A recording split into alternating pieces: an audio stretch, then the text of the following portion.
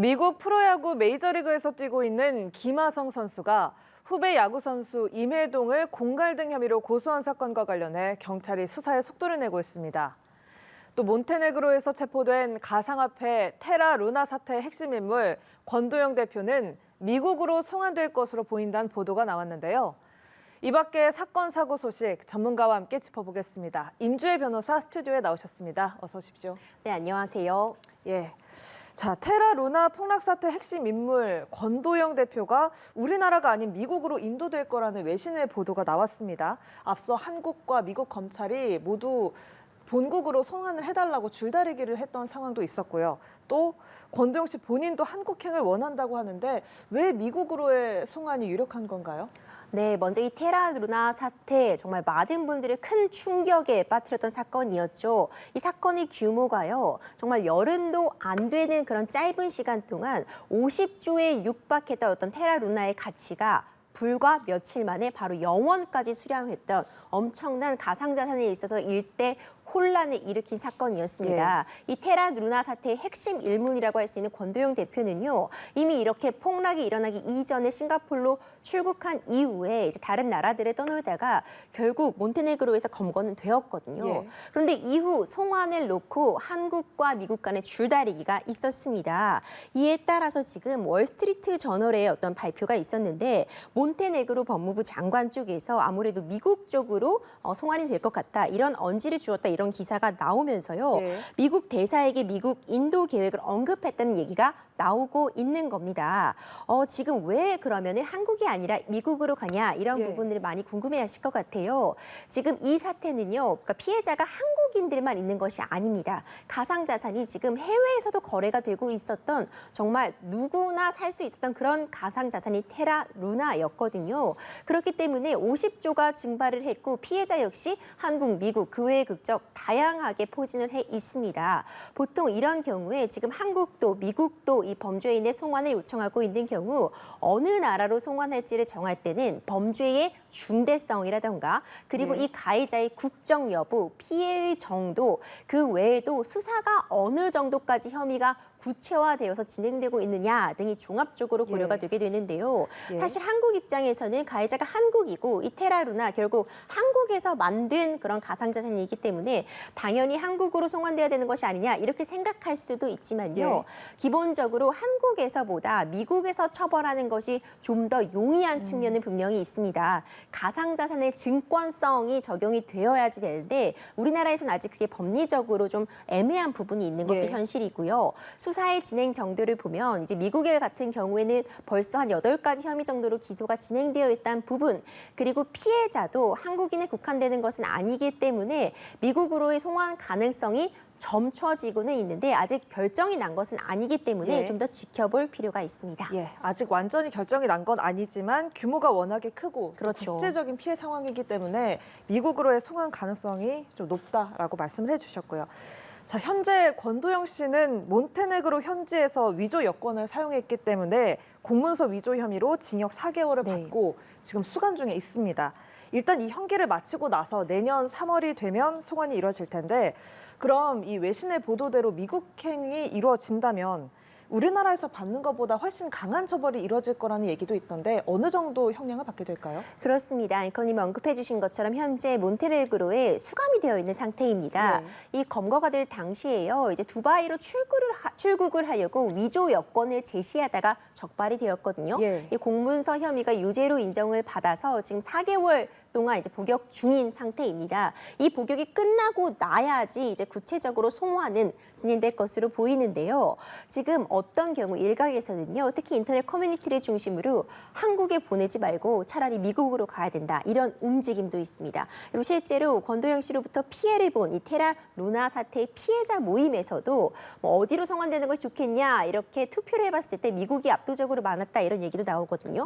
이게 법정형의 차이에서 비롯된다고 볼 수 있을 것 같습니다. 우리나라 같은 경우에는 이런 경제사범의 경우에 사실 많아야 뭐 징역 40년이다, 이런 식으로 얘기가 얘기가 나오고 있는데 미국 같은 경우에는요. 사실 여러 가지 혐의를 받으면 그 혐의가 다 더해졌을 때 100년까지도 선고가 될 수 있습니다. 예. 실제로 고객들의 돈을 착복한 혐의로 지금 기소가 되어 있는 이 가상화상 거래소의 창업자에 대해서 내년에 선고가 예상되어 있는데 100년 이상 나올 수 있다. 이런 얘기가 미국에서도 나오고 있고요. 실제로도 경제사범이 100년씩 선고를 받는 것이 가능한 곳이 미국이기도 합니다. 예. 그렇기 때문에 현재 지금 미국에서 받고 있는 혐의만 봐도 금융사기, 시세 조작 등의 어떤 경제사범적인 중요한 혐의들을 받고 있고 피해자가 엄청나게 많은 상황이기 때문에 피해 규모도 크고요. 예. 미국에서 만약 재판을 받는다면은 적어도 중형 그리고 100년까지도 징역형이 나올 수 있다는 예측을 가능하게 합니다. 예, 알겠습니다. 이번에는 좀 주제를 바꿔서요. 미국 프로야구 메이저리그 김하성 선수와 그 후배 임혜동 선수의 공방에 대해서 이야기를 좀 해보겠습니다. 상습 폭행을 당했다, 공갈 협박이다. 서로 이렇게 입장이 충돌하고 있는데요. 자, 두 사람 사이에 어떤 일이 있었던 겁니까? 네, 김하성 선수 팬도 정말 많고 미국에서 대활약을 하고 있었잖아요. 그런데 이번에 이렇게 안 좋은 일로 구설수에 휘말리게 됐습니다. 애초 이 사건이 처음 발견되게 된 거는요. 김하성 선수가 본인이 후배로부터 지속적으로 협박과 공갈을 당하고 있다고 고소를 하면서 이제 언론에 드러나게 되었습니다. 예. 그런데 이 가해자로 지목된 이 후배 선수가 본인의 이름을 밝히면서 이제 임혜동 씨거든요. 임혜동 씨가 본인의 신분을 직접 밝히면서 김하성 씨의 주장이 전혀 사실과 다르다고 반박을 하면서 또 다른 국면으로 접어들게 되었습니다. 애초에 두 선수는요 같은 팀에서 뛰던 선수였는데 임혜동 씨는 이제 금방 이 선수 생활은 접게 되었고 김하성 씨의 미국 일을 도와주는 매니저로 초기에 함께한 것으로 전해졌습니다. 예. 근데 김하성 씨는 2년 전에 이 임혜동 씨와 몸싸움이 있었고 당시 이에 대한 합의금으로 굉장히 수억 원이 되는 돈을 지불을 했는데 이후에도 지속적으로 이와 관련해서 협박을 해오고 있었다는 것이 김하성 씨의 주장이고요. 예. 임혜동 씨는 이에 반박하는 입장을 내세웠습니다. 이제 미국에서 함께 매니저로 근무를 하면서 상습적으로 폭행을 당했다 이렇게 주장하면서 오히려 이때 합의를 한 이후에 어떤 금전적으로 추가로 요구한다거나 공갈 협박을 한 바가 전혀 없다고 맞서고 있거든요. 예. 그러면서 이 임혜동 씨 측이 김하성 씨로부터 폭행을 당한 증거라고 이제 사진 자료, 그러니까 심하게 상해를 당한 그런 멍이 든 얼굴 사진을 제시했는데 이제 김하성 씨 측에서는 이건 내가 때린 사진이 아니다. 이전에 다른 상황에서 가정폭력으로 이런 상해를 입었다고 이미 임혜동 씨가 주장한 바가 있다 이러면서 또 이 부분에 있어서 전혀 다른 입장을 내고 있습니다. 예. 그렇기 때문에 양측 모두 전혀 다른 말을 하고 있기 때문에 사건 조사에 따라서 좀 결과가 전혀 달라질 수도 있을 것 같습니다. 예, 현재 쌍방 고소전이 예고된 가운데 당시 2021년 당시에 이 두 사람의 몸싸움을 목격한 주변 사람들을 대상으로 또 참고인 조사가 이루어지고 있습니다. 자, 일단 중요한 건 상습적으로 폭행이 일어났느냐 아니냐 이걸 텐데요. 일단 목격자가 있다고 해도 비공개 장소에서 일어난 일 아닙니까? 진실을 어떻게 하면 가릴 수 있을까요? 이 쌍방 고소전이 지금 진행이 되고 있는 상황이죠. 사실 장기화될 가능성도 높아 보입니다. 양측이 지금 전혀 다른 이야기를 하고 있기 때문에요. 예. 결국 다른 주변인들의 진술이나 좀 더 결정적인 증거가 있어야 될 텐데 사실 이렇게 오래된 관계였고 어느 기간 동안은 굉장히 가깝게 지내온 관계라면요. 그동안 나눴던 수많은 문자 메시지나 SNS 대화 내역 등이 남아 있을 겁니다. 그런 대화 내역 등을 통해서 앞뒤 상황을 본다면은 좀 어느 쪽이 더 진실에 가까운지 수사를 통해서 확인을 할 수 있겠지만 기본적으로 말씀해 주신 것처럼 시간이 많이 지난 일이기도 하고요. 네. 두 선수 간의 내밀한 그런 사적 영역에서 일어난 일이라면 어떤 공개적인 그런 자료들이 남아있지 않을 가능성도 있습니다. 그렇기 때문에 수사는 좀 장기화될 수도 있을 것 같고 두 선수가 어떤 입장이 두 중에서 한 명이라도 입장이 어떤 드라마틱하게 변화하지 않으면 계속 첨예하게 대립할 수밖에 없는 상황이기 때문에 이런 문자 추가적인 내역이라던가 아니면 사진으로 이런 폭행의 증거들이 남아 있는지 진단서나 그 외의 일에 대해서 좀 세세하게 진술해 줄 수 있는 목격자나 참고인들이 있는지 여부에 따라서 조사의 향방 결정될 수 있을 것 같습니다. 예, 이 진실 공방 계속해서 지켜봐야 할 것 같고요. 자, 이번에는 전당대회 돈봉투 의혹을 받는 송영길 전 대표의 검찰 조사에 대해서도 이 내용 짚어보겠습니다. 송 전 대표가 13시간 동안 검찰 조사를 받았죠. 혐의를 전면 부인하고 있고 또 진술 거부권을 행사했는데요. 검찰은 구속영장 청구를 검토 중인데 이 청구 요건이 성립이 됩니까?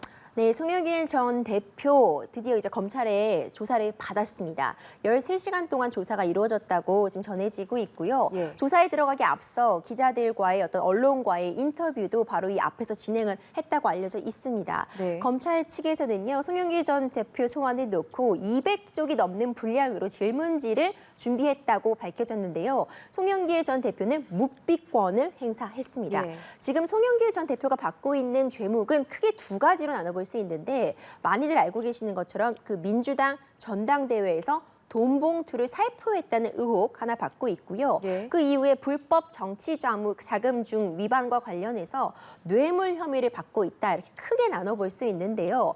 이와 관련해서 송영길 전 대표는 13시간이 넘는 조사 동안 대부분의 질문에 대해서 묵비권을 행사했습니다. 이 묵비권은 당연히 피해자가 누릴 수 있는 법적인 권리는 맞는데 네. 이전에 검찰에 계속 자진 출두함으로써 조사를 해달라 이렇게 요구했던 송영길 전 대표와의 행보와는 좀 배치되는 부분이 있어서 많은 분들이 좀 의아해하신 측면도 있었던 것 같아요.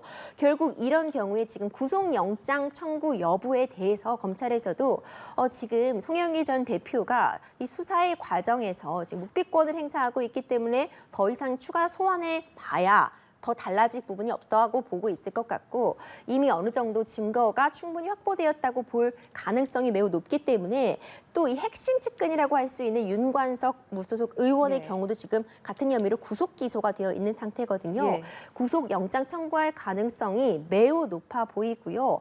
지금 여러 가지 진술들이 지금 이 재판 과정에서 송영길 전 대표에게 좀 부정적으로 예. 그러니까 불리하게 예. 나오고 있는 진술들이 많습니다. 그렇기 때문에 구속영장이 인용될 가능성도 높아 보입니다. 예, 알겠습니다. 이번에 또 마지막으로 주제를 바꿔서요.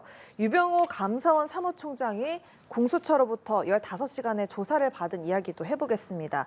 이 조사를 마치고 나오면서 감사 시스템에 대해서 아주 성실히 설명했다라고 이야기를 했는데 그럼 이 전현희 전 국민위원장 사퇴 압박하기 위한 표적 수사 의혹 여기에 대해서 혐의를 계속해서 부인하고 있는 거죠.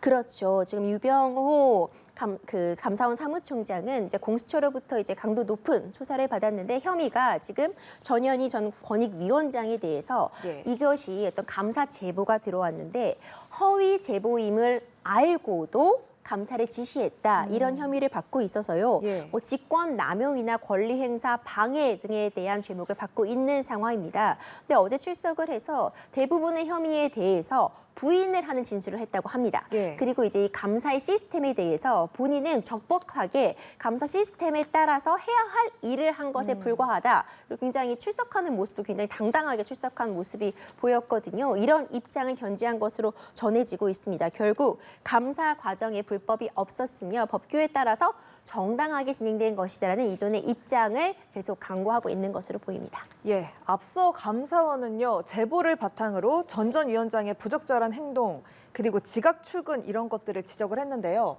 전 전 위원장 측에서는 이게 모두 허위라고 이야기를 했고요. 그렇죠. 공수처의 조사가 더 확대될 가능성도 있다고 봐야 할까요?